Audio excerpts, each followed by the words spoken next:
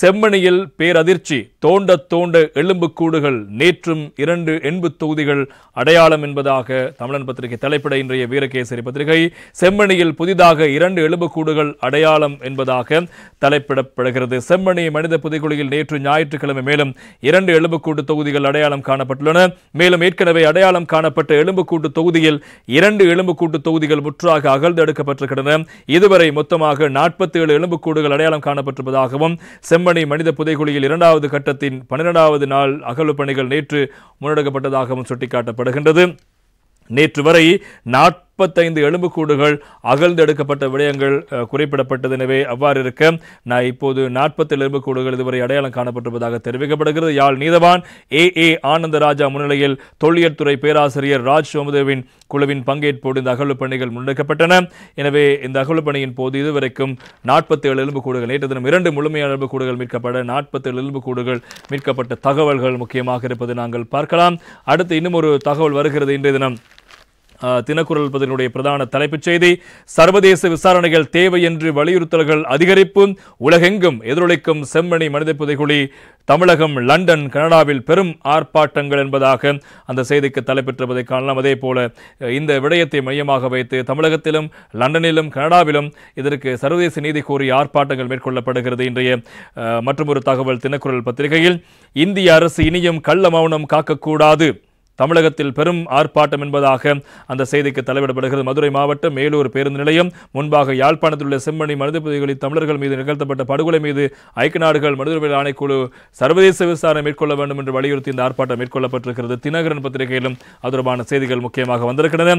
செம்மணி மனித புதைகுழி ஐநா மனித உரிமை ஆணைக்குழு உரிய விசாரணை நடத்த கோரி நாம் தமிழர் கட்சி போராட்டம் என்பதாக தினகரன் பத்திரிகை தலைப்பிடுகிறது. செம்மணியில் தமிழர்கள் மீது நிகழ்த்தப்பட்ட படுகொலை தொடர்பில் ஐக்கிய நாடுகள் மனித உரிமை ஆணைக்குழு உரிய விசாரணை மேற்கொண்டு நடவடிக்கை எடுக்கும் என வலியுறுத்தி நாம் தமிழர் கட்சி சார்பில் ஆர்ப்பாட்டம் நடத்தப்பட்டிருப்பதாக தெரிவிக்கப்படுகிறது. மேலும் இவ்வாறு பல தரப்பினரும் தங்களுடைய கருத்துக்களை முன்வைத்திருக்கிறார். இன்றைய தினக்குரல் பத்திரிகையில் நடிகர் சத்யராஜ் அவர்கள் தெரிவித்த கருத்து புதைத்தவர்களிடம் நீதியை கேட்டால் அது கிடைக்காது சர்வதேச நீதிமன்றமே தேவை நடிகர் சத்யராஜ் என்பதாக அந்த செய்திக்கும் தலைப்பெற்றுவதை நாங்கள் காணலாம். அதே போல இன்னும் ஒரு தகவல் செம்மணிக்கு சர்வதேச நீதி கோரி லண்டனில் இலங்கை தூதரகத்துக்கு முன்னால் போராட்டம் என்பதாக இன்னும் ஒரு தகவலும் வந்திருக்கிறது. செம்மணி மனித புதைகுழி புதைக்கப்பட்டவர்களுக்கு சர்வதேச நீதி கோரியும் சர்வதேச கண்காணிப்புடனான மனித புதைகுழி அகழ்வை வலியுறுத்தியும் தமிழீழ சுயநிர்ணய அமைப்பு தமிழ் அமைப்புகள் இணைந்து லண்டனில் உள்ள இலங்கை விவசாயிகளுக்கு முன்னால் வெகுசன போராட்டம் ஒன்றை முன்னெடுத்தார்கள் என்பதாகவும் செய்திகள் தொடர்வதை காணலாம். எனவே இப்போது வரைக்கும் 40 எலும்புக்கூடுகள் மீட்கப்பட்டிருக்கின்றன. அதன் அண்மித்த பகுதிகளிலும் எலும்புக்கூடு இருப்பதாக சுட்டிக்காட்டப்படுகிறது. அங்கும் இப்போது ஆய்வுகள் மேற்கொள்ளப்பட்டு வருகின்ற விடயங்கள் பிரதானமாக இருப்பதை நாங்கள் காணலாம். எனவே இங்கே இன்னும் ஒரு தகவல் ஒன்றையும் நாங்கள் பார்க்கக்கூடியதாக இருந்தது. இன்றைய தினக்குரல் பத்திரிகையில் குழந்தையின் உடலை சுற்றி ஆணிகள் அடிக்கப்பட்டதா மீட்கப்பட்ட எலும்புக்கூட்டில் இருந்த பகுதியில் அதுபோன்ற தடயங்கள் என்பதாக அந்த செய்திக்கு தலைப்பிடப்படுகிறது. செம்மணியில் மனித புதைகுழியில் நேற்று முன்தினம் சனிக்கிழமை ஒன்று அல்லது 2 வயதுக்குட்பட்ட பிள்ளையொன்றின் எலும்புக்கூட்டை சுற்றி ஆணிகள் அடிக்கப்பட்டதை ஒத்த எச்சங்கள் அகழ்ந்தெடுக்கப்பட்டிருக்கின்றன. செம்மணி மனித புதைகுழி நேற்று முன்தினம் சனிக்கிழமை வரை 45 எலும்புக்கூடு மீட்கப்பட நேற்றைய தினம் இன்னும் 2 மீட்கப்பட மொத்தமாக இப்போது 47 எலும்புக்கூடுகள் மீட்கப்பட்ட நிலையில் இப்போது அங்கிருக்கின்ற அந்த எலும்புக்கூட்டினுடைய தலையில் சிறுவனுடைய குறிப்பிடப்படுகின்ற தலையில் ஆணி அடிப்பதை போன்ற ஒரு அடையாளம் இருப்பதனால் அது குறித்தும் இப்போது ஆய்வுகள் விசாரணைகள் மேற்கொள்ளப்படுகின்ற விடயங்கள் முக்கியமாக இருப்பதை நாங்கள் காணலாம்.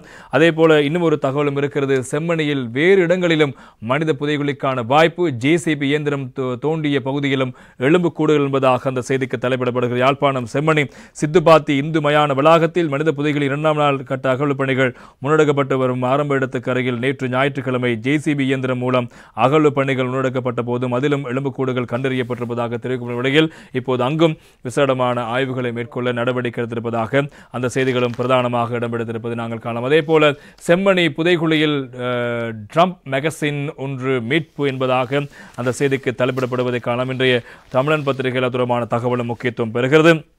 எனவே யாழ் செம்மணி மனித புதைகுழியிலிருந்து ஆயுதங்கள் அல்லது வெடிபொருட்களை கொண்டிருக்கலாம் என சந்தேகிக்கப்படும் சிறிய பெரல் ஒன்று கொண்டு செயலிழக்கும் பிரிவினரால் மீட்கப்பட்டிருக்கிறது. AK அல்லது LMG ரக இயந்திர துப்பாக்கி பயன்படுத்தப்படும் ட்ரம் மகசின் ரவைக்கூடு என சம்பந்தப்பட்ட தரப்புகளால் அடையாளம் காணப்பட்டதாக தெரிவிக்கப்பட்டது. ஆயினும் அந்த ட்ரம்ப் மகசினுக்குள் ரவைகள் நிரப்பப்பட்டிருந்தனவா அல்லது அது வெற்று மகசின் என்பது தெரிய வரவில்லை என்பதாகவும் தெரிவிக்கப்படுகிறது. செம்மணி தொடர்பான விடயமானது பல மர்மங்களுக்கு ஒரு விடிவை கொண்டு வருகின்ற அல்லது இந்த பிரச்சனைக்கான ஒரு முக்கியமான தீர்வை தருகின்ற ஒரு அடையாளமாக இருக்கலாம். எனவே இப்போது நிலம் பேச ஆரம்பித்திருக்கிறது, உண்மைகள் வெளிவர ஆரம்பித்திருக்கிறதாக அந்த செய்திகளுக்கு இணையதளம் பத்திரிகைகள் தலைப்பெற்றிருப்பது நாங்கள் காணக்கூடியதாக இருக்கிறது.